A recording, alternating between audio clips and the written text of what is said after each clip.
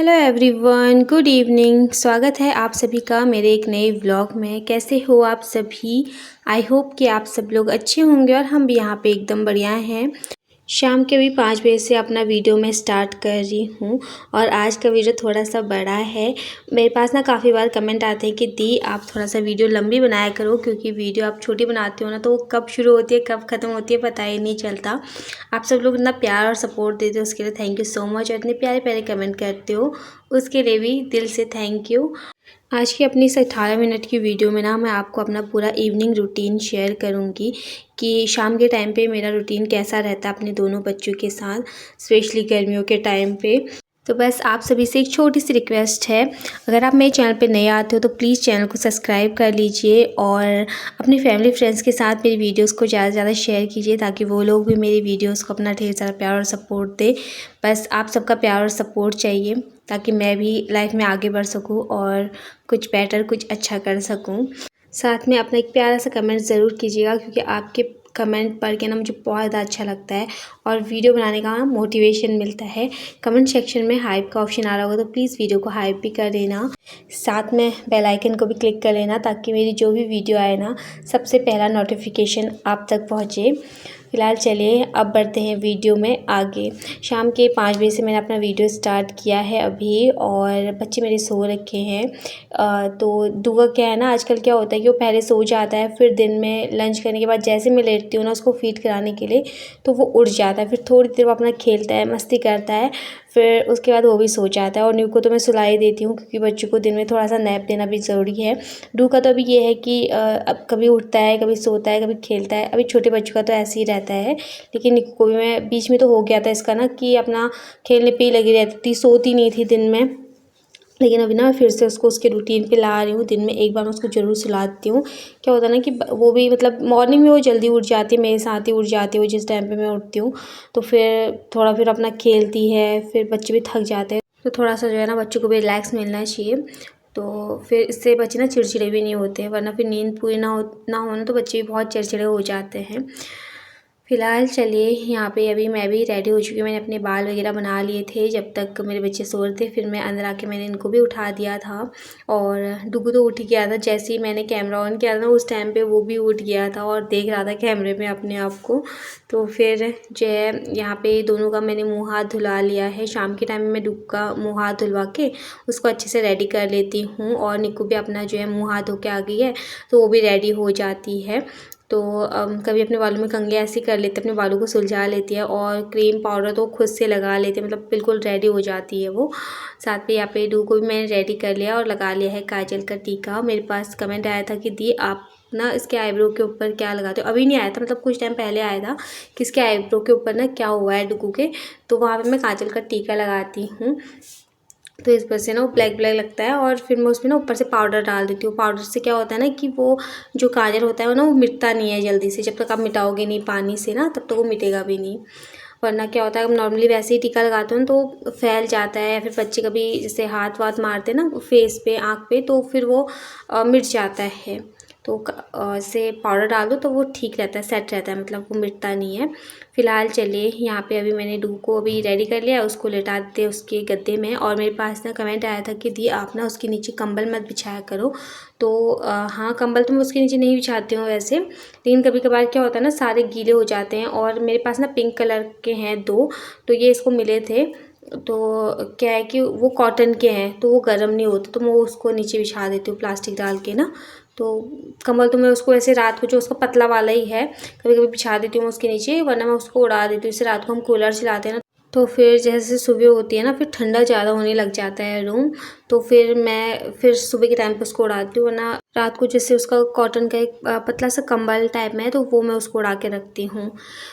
फ़िलहाल चलिए यहाँ पे अब मैं न्यू को भी रेडी कर लेती हूँ। वो ना अपने बाल सुलझा तो लेती है, लेकिन अभी बहुत छोटी है, पोनी वगैरह उससे नहीं बनती है तो उसके भी बाल बना लेती हूँ। और गर्मी इतनी हो रही है ना, इसके बालों को ऐसे खुला देख के ना मुझे बहुत ज़्यादा जो है ना गर्मी लगने लग जाती है। वो अपना खेलती रहती है और बच्चे जब खेलते हैं तो उनको पसीना भी बहुत ज़्यादा हो जाता है।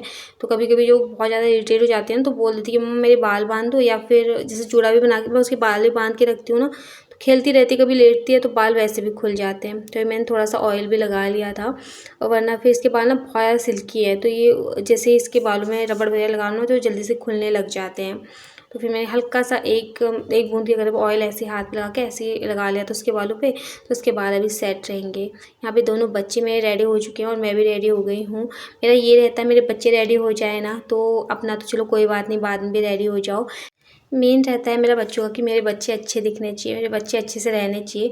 बाकी मेरा ऐसा कुछ नहीं, मैं तो कैसे भी रह लूँगी, कैसे भी मतलब हो जाएगा मैनेज ना, लेकिन मेरा ये रहता है कि मेरे बच्चे अच्छे से रहे, अच्छे से खाए पिए पहने। तो ये हर पेरेंट्स का होता है। खैर हम सब तो रेडी हो चुके हैं, अब आती है बारी अपने घर को रेडी करने की। तो अभी तक मैंने फ़ैन वगैरह चला के रखा हुआ था क्योंकि दोनों के दोनों लेटे हुए थे। फिर मैंने कूलर बंद कर दिया था, पहले मैंने कूलर चला के रखा हुआ था, मैंने कूलर बंद कर लिया क्योंकि शाम के टाइम पे क्या होता है ना, थोड़ा ठीक हो जाता है, हवा चलने लग जाती है। दिन में तो बहुत गर्मी हो जाती है यहाँ पे। तो वही है कि शाम के 5 बजे तक तो मेरा कूलर आराम से चलता है, दिन के 1 बजे से लेकर 5 बजे तक। उसके बाद मैं बंद कर लेती हूँ, बाहर से भी हवा चलने लग जाती है। और बाकी फिर हम थोड़ी देर बाहर भी टहल लेते हैं, डू को मैं बाहर लेके चली जाती हूँ। थोड़ा सा बच्चों को बाहर की हवा भी सही रहती है ना, वरना फिर अंदर ही अंदर वही कूलर पंखे की हवा में फिर बच्चे भी चिड़चिड़े हो जाते हैं। थोड़ा बाहर निकलते हैं ना तो वो भी देखता है अब ना सारी जगह, तो वो खुश रहता है बाहर भी ना। फ़िलहाल चलिए अब यहाँ पे अपने रूम को भी रेडी कर लेते हैं। वैसे मेरा रूम ना क्लीन ही था, बट ये है कि जब कपड़े वगैरह फैले रहते हैं ना तो फिर लगता है कि पूरा रूम फैला हुआ है। तो मैंने अपनी बेडशीट मतलब अच्छे से सेट कर ली थी। बाकी निकू भी मेरी हेल्प कराने के लिए आ गई थी कपड़े फ़ोल्ड करने के लिए। तो वो अपने और डू के कपड़े वही फ़ोल्ड करती है, लेकिन कभी कभी ना मैं ही कर देती हूँ, जैसे वो अपना खेलती रहती है तो मैं ही कर लेती हूँ। तो मैं जैसे कपड़े फ़ोल्ड कर रही थी, मैंने डुक्कू के पजामे वगैरह फ़ोल्ड किया ना, तो वो सीधा आ गई थी कि आप मेरे और डुक्कू के कपड़े फ़ोल्ड मत करो, अपने और पापा के करो जो बड़े बड़े हैं, और बाकी मैं कर लूँगी। तो यहाँ पे कपड़े हम दोनों ने फ़ोल्ड कर लिए हैं और उनको उनकी जगह पर अरेंज करके रख लेते हैं। डू के पजामे तो जहाँ पे ये मिरर लगा हुआ है ना उसके अंदर ही मैं डालती हूँ, क्योंकि उसके पजामे बार बार चाहिए होते हैं। बाकी जो उसके ऊपर की टी शर्ट वगैरह है ना वो मैं सेट करके रख देती हूँ अलमारी में। तो जो है कपड़ों को जैसे उन्हीं की जगह पे अरेंज करके रख दो ना तो जल्दी जल्दी अलमारी फैलती नहीं है। पहले ना मैं ऐसे ही रख देती थी कि मतलब चलो ऐसे ही, लेकिन अब मेरे जैसे जो प्लाज़ो हैं वो अलग रहते हैं और लेगी वगैरह अलग रहते हैं, कुर्तियाँ अलग रहते हैं। तो इस तरीके से जैसे मैं जैसे निकालती हूँ ना फिर फोल्ड करके उनको उसकी जगह पे वैसे ही रख देती हूँ। इससे अलमारी बार बार ख़राब भी नहीं होगी और हमेशा अलमारी ऑर्गेनाइज रहेगी, घर व्यवस्थित रहेगा और साफ़ सुथरा रहेगा। और अभी यहाँ पे मैं लगा लेती हूँ अपनी शाम वाली झाड़ू। वैसे घर इतना गंदा रहता नहीं है क्योंकि दिन में खाना खाने के बाद फिर निकू भी सो जाती है, इतना फिर खेलना मतलब गंदा भी नहीं होता घर, लेकिन शाम की झाड़ू मेरी लगती ही लगती है। और अगर जैसे झाड़ू लगाओ ना फिर भी थोड़ा बहुत कूड़ा तो निकलता ही है, चाहे मैं घर में 2-3 बार भी सुबह से झाड़ू लगा लूँ ना। कभी कभी तो ये होता है कि 3 बार भी घर में आराम से झाड़ू लग जाती है, मतलब बच्चों के साथ 3-4 बार भी अच्छे से झाड़ू लग जाती है और उतनी बार ही कूड़ा निकलता है। लेकिन मुझे समझ में नहीं आता कि इतना कूड़ा निकलता कहाँ से है, जबकि मैं हमेशा साफ़ करती हूँ। लेकिन वही है कि जितनी बार आप झाड़ू लगाओगे ना उतनी बार थोड़ा बहुत जो है ना कूड़ा निकलेगा ही निकलेगा। घर को अच्छे से सजाना, संवारना और व्यवस्थित रखना एक ना गृहिणी के ही हाथ में होता है। एक गृहिणी चाहे तो अपने एक छोटी सी झोपड़ी को भी ना महल बना सकती है।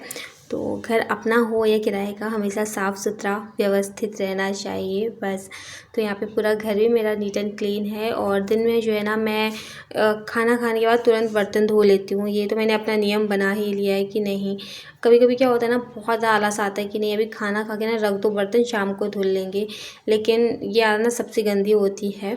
मैं बीच में ना ऐसी मेरी आदत बन गई थी कि मैं दिन में ना ऐसे ही छोड़ देती थी, बर्तन नहीं धुलने का मन करता था। एक तो फिर वही था ना कि डुग्गू हो गया था, फिर बॉडी में ना एकदम थकी थकी सी फील होती है। लेकिन जब शाम को उठ के किचन में आती थी ना तो बहुत ज़्यादा बुरा भी लगता था कि मैं काश पहले ही अपने बर्तन धुल लेती। फिर ना एक अलग सी मतलब चिड़चिड़ापन आ जाता फिर अपने किचन को ऐसे ही मैसी देख के ना। तो फिर किचन में आओ उठ के फिर किचन पूरा मैस पड़ा है तो फिर अच्छा नहीं लगता। तो फिर मैं दिन में ही अपने किचन को नीट एंड क्लीन करके सोती हूँ। नाइट के टाइम पे तो मेरा क्लीनिंग का रहता ही है कि मैं अपने किचन को बिना साफ़ सुथरा किए, चाहे मेरे को कितना भी लेट हो रहा है, कितना भी मुझे थकान हो रही है, कुछ भी हो रहा है, रात को तो मैं अपना किचन पूरा नीट एंड क्लीन करके ही सोती हूँ। फिर यहाँ पे जो है मैंने फिर पानी पी लिया था थोड़ा सा। फिर शाम की चाय भी हमने पी ली थी अभी, और मैं लेके आ गई थी अपने दोनों बच्चों को बाहर। यहाँ पे ठंडी ठंडी हवा चल रही थी अभी, तो इन दोनों को मैं घुमाती हूँ। निकू बैठ गई थी, निकू बोलती मम्मा पेस आना पीछे छत में चलो, हम वहाँ पे साइकिल वगैरह चलाएंगे। मैंने कहा नहीं, अभी थोड़ा बालकनी में ही घूम लेते हैं, फिर उसके बाद मैं आपको लेके जाऊँगी वहाँ छत में। उसको साइकिल वगैरह चलानी होती है ना, तो फिर वही। और नीचे बच्चे आए हुए रहते खेलने के लिए, बट वो ना जाती नहीं है, उसको ये रहता ना वो ऊपर ही आराम से अपना खेलती रहती है मेरे साथ, कभी अपने पापा के साथ, या फिर अपनी साइकिल चला लेती है। पीछे की साइड भी बहुत, मतलब जो छत है वहाँ भी बहुत जगह है, तो वहाँ पे अपनी साइकिल चलाती है। फिलहाल यहाँ पे थोड़ी देर हम बाहर घूमे, फिर नूह के साथ मैंने खेला। नूह को मैं अंदर लेके आ गई थी, मैंने कहा आप अंदर रहो। और फिर वो जो है नूह के साथ थोड़ी देर मैंने 10-15 मिनट खेला था बाहर, पीछे छत में लेके गई थी मैं उसको खेलने के लिए, खिलाने के लिए मतलब। फिर उसके बाद हम आ गए थे अंदर। यहाँ पे दियाबाती का टाइम हो रहा था, तो हम दो माँ बेटी ने कर ली है दियाबाती। और शाम के टाइम पे ये तुलसी का पौधा है ना, यहाँ पे मैं एक दिया जला लेती हूँ और साथ में एक धूप। सुबह के टाइम में मैं सिर्फ धूप जला के रखती हूँ, शाम के टाइम पे मैं दिया जला देती हूँ। और ऐसा माना जाता है कि शाम के टाइम पे ना तुलसी माँ के आगे दिया जलाना बहुत ज़्यादा शुभ माना जाता है। और नींबू घंटी भी लेके आ गए यहाँ पे, तो हम यहाँ पे भी पूजा कर लेंगे अपनी। फिर उसके बाद चलेंगे अंदर और फिर करेंगे डिनर की तैयारी। आजकल तो मतलब 7 साढ़े 7 बज जा रहे हैं, तब तक उजाला ही रह रहा है, और फिर 8 बजे हस्बैंड का ही आने का टाइम हो जाता है। अभी तो क्या है ना, मतलब टाइम का पता ही नहीं चलता, और इतना टाइम मिलता भी नहीं, क्योंकि कामों में इतना बिजी रहते हैं कि दिन के टाइम पे थोड़ा सा रेस्ट मिलता है, वो भी डुगू सोता नहीं है, तो फिर मेरे को भी नींद अच्छे से आ नहीं पाती है, क्योंकि अब ना वो पलटने लगा है और फिर आगे वो खिसकने की कोशिश कर रहा है, तो डर लगता है कहीं बेड से गिर ना जाए। तो फिर बच्चों के साथ वैसे भी नींद नहीं आती है, और फिर ऊपर से अपना घर के इतने काम रहते हैं, बच्चे हैं, यूट्यूब का भी मेरा काम है, वीडियो एडिटिंग वगैरह सारी चीज़ें ना, तो इतना टाइम मिल भी नहीं पाता। पहले जब मैं शादी होकर यहाँ आई थी ना, तो फिर टाइम काटना ना बहुत मुश्किल हो जाता था। उस टाइम पे बच्चे भी नहीं थे, तो फिर ये था कि मतलब निकू भी नहीं हुई थी उस टाइम पे, और फिर ये था कि टाइम कटता ही नहीं था, सारे काम जल्दी जल्दी हो जाते थे, फिर आराम से लेटे रहो अपने रूम में। और फिर अगर फ़ोन भी होता था, तो फिर फ़ोन भी इंसान कितना ही देख लेगा। मुझे ना फ़ोन इतना ज़्यादा मतलब पसंद है नहीं देखना, थोड़ा बहुत मैं देख लेती हूँ, जैसे अपना वीडियो का काम कर ले आजकल, तो फिर अब वीडियो का ही काम हो जाता है, मतलब 2-3 घंटे तो फ़ोन में ही चाहिए होते हैं आराम से। कभी वीडियो एडिटिंग करनी है, फिर वॉइस ओवर देनी है, फिर सारी चीज़ें देखनी होती है सेट करके अच्छे से कि वीडियो अच्छे से एडिट हुई है नहीं हुई है, तो उसमें 3 घंटा आपको आराम से लग जाते हैं, तो इतना टाइम भी नहीं मिल पाता है फ़ोन वगैरह देखने का।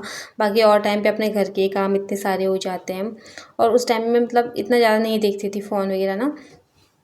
और इतना जैसे व्लॉगिंग का भी ना इतना पता नहीं था पहले उस टाइम पे, कि लोग ऐसे ऐसे वीडियो बनाते हैं करके, मतलब अपना डेली रूटीन दिखाते, तो इतना मुझे पता नहीं था। हाँ, मुझे ना मूवी जो ओल्ड हिंदी मूवीज़ रहती थी ना, वो देखने में काफ़ी अच्छी लगती, तो मैं वो देख लेती थी। या फिर से सीरियल वगैरह आ जाते थे फ़ोन में ना, कभी कभी कुछ पुराने सीरियल, तो वो मैं देख लेती थी। पर मुझे ये पता नहीं था कि लोग ऐसे वीडियो बनाते हैं।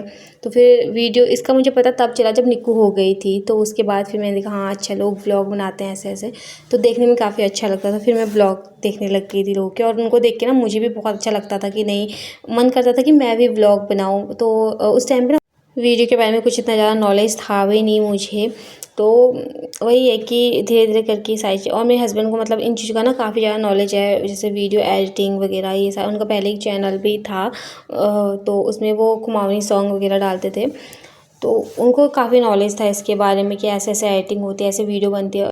फिर बाद में जब उनको पता चला ना कि मैं इस तरीके से व्लॉग देखती हूँ, तो वो भी मुझे बोलते थे कि तू भी व्लॉग बनाया कर। और उस टाइम पे ना फ़ोन इतने अच्छे होते नहीं थे, मतलब क्लैरिटी इतनी अच्छी होती नहीं थी फ़ोन की, और इतने अच्छे से ना बोलना भी नहीं आता। हालांकि अभी भी मुझे इतने अच्छे से बोलना नहीं आता, लेकिन उस टाइम के अकॉर्डिंग देखो ना, तो अभी मैं काफ़ी ज़्यादा मतलब सुधार हो चुका है।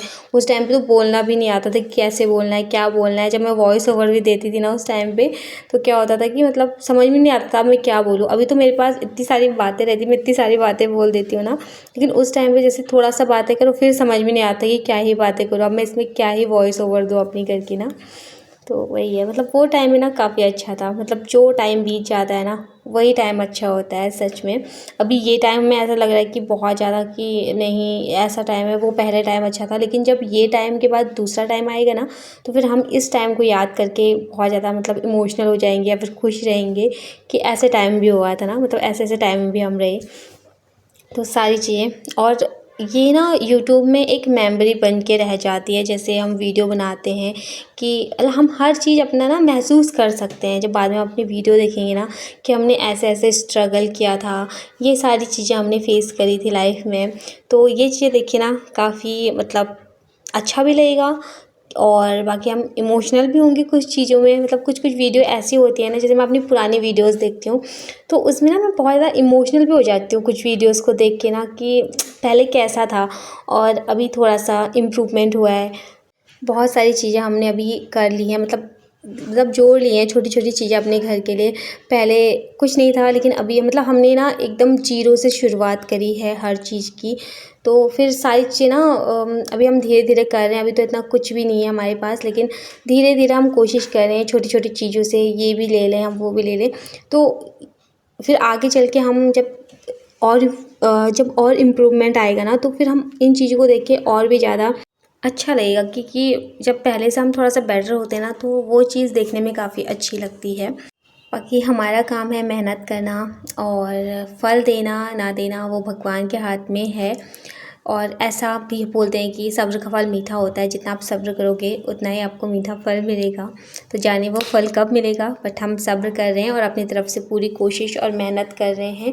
मेन ये होता है हिम्मत कभी नहीं हारनी चाहिए लाइफ में, चाहे कितनी भी प्रॉब्लम, चाहे कितनी भी दिक्कतें आ रही हैं ना, उनका डट के सामना करना चाहिए। मतलब ये सोचना चाहिए कि शायद ये प्रॉब्लम हमें बेटर बनाने के लिए हो रही है। एक दौर ऐसा आता है कि जो आपको बहुत ज़्यादा मजबूत बना देता है, बहुत सारी चीज़ें सिखा के जाता है।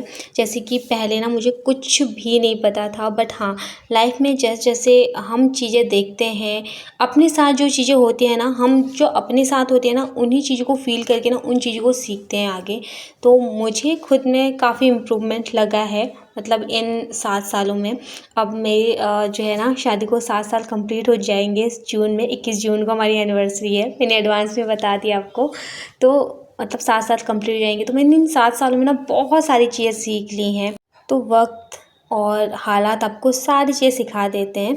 ये नहीं सोचना चाहिए कि अभी हमारा बुरा टाइम चल रहा है और हम कैसे निकले, ये वो कोसना बिल्कुल भी नहीं है, क्योंकि मैंने भी पहले ये चीज़ें ना बहुत ज़्यादा करी हैं कि ऐसा क्यों वैसा क्यों, लेकिन नहीं, वो एक टाइम आपको सारी चीज़ें सिखाता है। और शायद जब इंसान को ठोकरें लगती हैं, जब हालात उसके सामने वैसे होते हैं ना, तो वो चीज़ें अच्छे से सीखता है और बेटर तरीके से करने की कोशिश करता है अपने आप को। तो हमेशा अपने आप में ना इम्प्रूवमेंट लाना चाहिए। अपने आप को चाहे कितना भी मुश्किल टाइम है, चाहे कुछ भी हो, अपने लाइफ पार्टनर के साथ ना हमेशा खड़ा रहना चाहिए, चाहे वो हस्बैंड है या वाइफ है। क्योंकि एक बुरे वक्त में सिर्फ एक लाइफ पार्टनर ही होता है जो आपको समझता है और आपके साथ खड़ा रहता है। तो अपने पार्टनर को समझिए, चाहे वो हस्बैंड है उसको अपनी वाइफ को समझना चाहिए, या फिर वाइफ है तो उसको अपने हस्बैंड को समझना चाहिए, और हर बुरे वक्त में ना उसका साथ देना चाहिए। क्योंकि जब शादी होती है ना, तो शादी के जब फेरे होते हैं, तो उसके साथ ही हम सारे वचन दे देते हैं अपने हस्बैंड को कि हाँ, हम इसके हर सुख दुख में साथ रहेंगे। हम चाहे कितने भी बुरे हमारे पास टाइम आए, लेकिन हम एक दूसरे का साथ कभी नहीं छोड़ेंगे। तो यही होती है एक अच्छे रिलेशनशिप की जो नींव होती है ना, वो विश्वास से और प्यार से बनती है और भरोसे से बनती है। फ़िलहाल चलिए, आप सबके साथ इतनी सारी बातें शेयर हो गई, इस बीच मैंने बहुत सारा काम कर लिया है। डिनर मेरा बन के रेडी हो चुका है, हस्बैंड भी ऑफिस से आ चुके थे। फिर हम पीते हैं आराम से बैठ के एक गर्मा गर्म चाय, क्योंकि उनकी भी दिन की जो भी थकान रहती है ना, वो सारी दूर हो जाती है। और मैं भी मतलब वेट करती हूँ कि कब वो आए। चाहे मैं पहले चाय पी लूँ ना, लेकिन जब तक उनके साथ में चाय ना पीऊँ ना, मुझे सुकून नहीं मिलता। तो आराम से बैठ के हम यहाँ पे चाय पी रहे हैं, निक्को और डुग्गो अपना कार्टून देख रहे हैं। Bye bye, take care and good night, love you all.